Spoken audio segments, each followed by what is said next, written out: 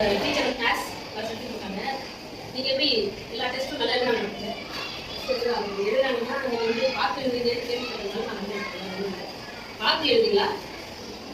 பார்த்து எழுதுறேன் அப்படிங்கிறதுக்கு நீங்கள் பார்த்து எழுதுங்கள அது வந்து யாருமே தெரியாது நினச்சிருக்கீங்களா? லைட்டாக பார்ப்போம் டீச்சர் பார்ப்போம் அப்படின்னு எழுதுங்களா? அப்போ நினச்சிங்கன்னா அவங்க வந்து ஒரு பையன் மாதிரி ஸ்கூலில் டீச்சர் பண்ணாங்க யாருமே தெரியாமல் ஆச்சரியம் பண்ணுறாங்க. அப்போ அவர் போயிட்டு அந்த எல்லா பையனும் போயிட்டு ஆச்சரியம் பண்ணாங்க. எல்லாரும் கேட்டாங்க எல்லாரும் ஆச்சரியம் பண்ணுச்சு யாருமே தெரியாது நான் எடுத்தேன். அப்போ ஒரு பையன் மட்டும் எடுத்துருங்க ஏன் நீ மட்டும் எடுத்துருங்க அது சார் யாருமே பார்க்காத போது நீங்கள் எடுக்கிறாங்கன்னு சொல்லுங்க. நான் போய் எடுக்கும்போது யாருமே இல்லை. ஆனால் என்னை யாரும் வாட்ச் பண்ணிட்டு இருக்காங்க யாருன்னு தான் தெரியல.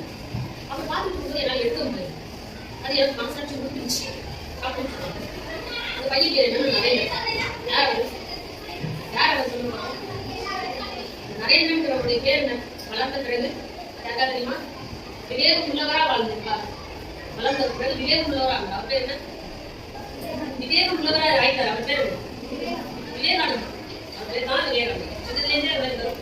நீங்க சரி உங்களுக்கு என்ன கேள்வி கொடுத்துருக்காங்களோ அந்த கேள்வி உனக்கு தெரிஞ்சுக்கணும். அது இப்போ நம்ம சிசிடிவி கேமரா வச்சிருக்கோம் இல்லையா?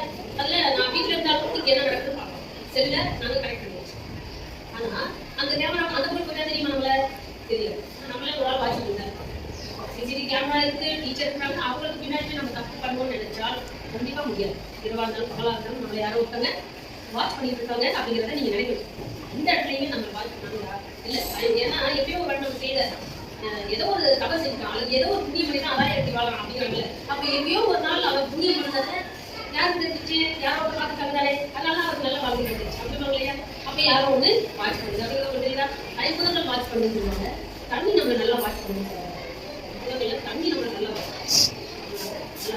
இங்க படிச்சுட்டு வந்து தினமும் வாட்ச் எழுதுங்க. நம்மளோட சிசிடிவி கேமரா அதாவது ஸ்மார்ட் கிளாஸ் இருக்கு, ஐபிபி கிளாஸ் இருக்கு, இந்த இன்டராக்டிவ் கிளாஸ் இருக்கு.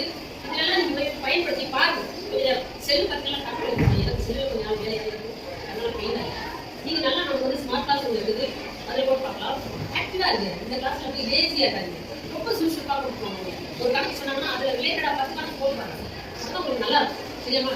இப்பவே நீ எஃபர்ட் எடுத்தீங்கன்னா நீ எந்த கிளாஸ் A1 உங்களுக்கு நல்ல ஒரு ஐஐடி போயிடும். ஜேஇல எக்ஸாம் எழுதி ஐஐடி காலேஜ் போயிட்டீங்கன்னா மற்ற காலேஜ்லேருந்து படிக்கிறவங்க என்ன சொல்லுவாங்கன்னா படிக்கிறவங்களுக்கு மற்ற காலேஜ்ல படிச்சா உங்களுக்கு கேம்பஸ் இன்டர்வியூ நடப்பாங்க. அப்போ அவங்க வந்து உங்களை செலக்ட் பண்ணிக்குவாங்க.